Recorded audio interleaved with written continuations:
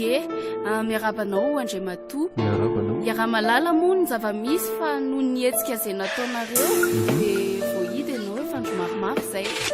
fantaniana manitikitika maro zao dia hoe iza marina moa ianao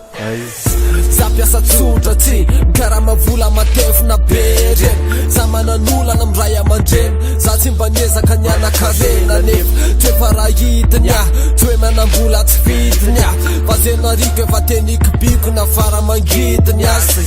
za ty mozika efa niezako ta nefa tsy nanao an'io lasa asa miara-malala takotra ny ala miatafavokana tsy lasa tala de tady ze mety eny a ohatranao miady eny an-tanimbary ndraindray mamokatra ndraindray manondrana ndraindray ko tsy manjary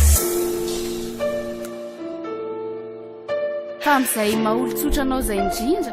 inona ny tena na tapa-kevitra anao hoe tarika fihetsiketsehana eny an-dalambe toy ireny dia iza ny toerinao inona ny tanjonao iara mahita raha fanja maditra tsy mijeriny ndrany efa ritra tsy tazana kory anay ondry efa tsisy mahita kivy niaza ny kivy efa voky ze menay mbola mikatsika milaza maniolana nokatra varotra ny fiainana nefa vo maika misarotra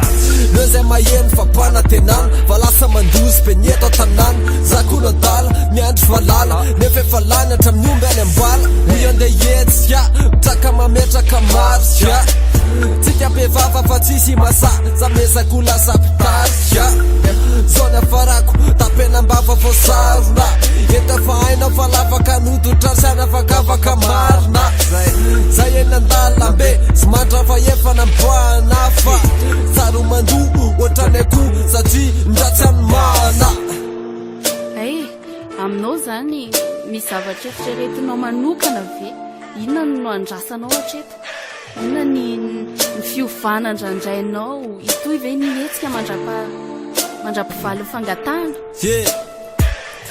atretoa ekekoa mbola tsy fantatro ny any oriny ndaiko lozera mangina maizinano avy ny fianakaviny izany yady oazy yary oazy na ko yaro azy zay mba natsangany efapolo taona zany ova de rava oazy ka tsisy vava ikombony eo za tsy matombony eo tsisy fatorana tsy nanao ratsy lazaina fa tondrony eo ka za matahotra moka ze teniko eto zako matoko fa manana soky za de ny ampisaina ny manam-pana eny ary dia misotra anao nanaiky namaly ny fantaniana dia inona fa tafitany amin'ireo zay voakasika ny afatra